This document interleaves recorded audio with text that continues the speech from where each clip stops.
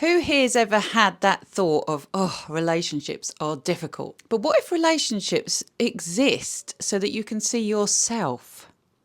Maybe they don't exist to complete you. Maybe you're not meant to be fixed by relationships, but rather to reveal parts of yourself that you haven't yet become consciously aware of, parts of you that you've never even met.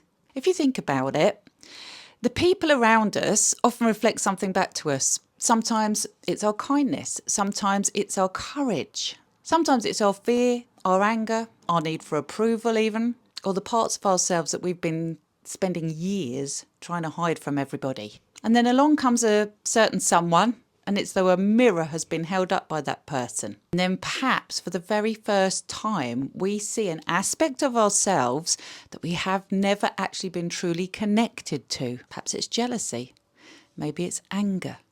It's often the shadow side of ourselves that we would rather think doesn't exist. You know, we're not bad. We're not bad people, are we? But you know, I don't believe that authenticity is about becoming perfect. I think also authenticity is about meeting yourself, meeting all of yourself and loving all of those parts. In fact, if I believe there's anything called unconditional love, I believe that unconditional love is embodied within you, for you, by you.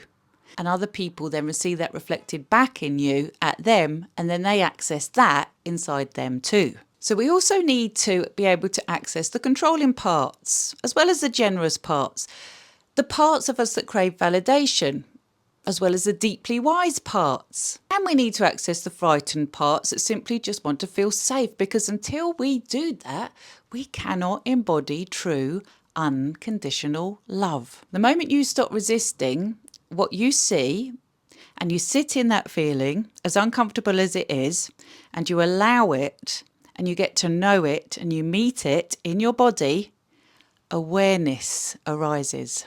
And anytime there is awareness, then real transformation starts. So people often describe my line of work as spiritual because I'm dealing with our inner world, consciousness, the fact consciousness may exist beyond the physical world. But actually, I believe that what I actually deal with is reality, just in a much broader bandwidth, perhaps.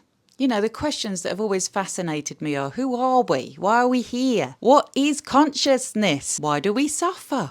What survives physical death? Does consciousness survive physical death? Because it sure seems so to me. And what happens when we finally have the courage to meet ourselves exactly as we are?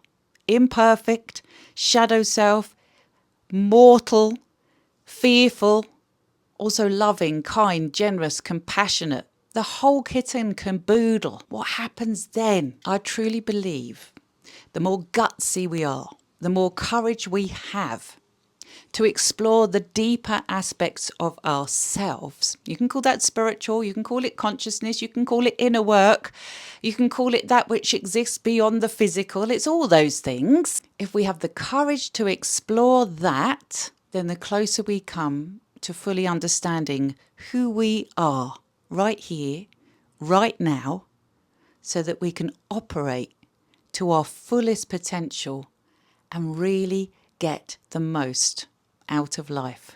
But I'm not a guru, I don't profess to be. What do you think?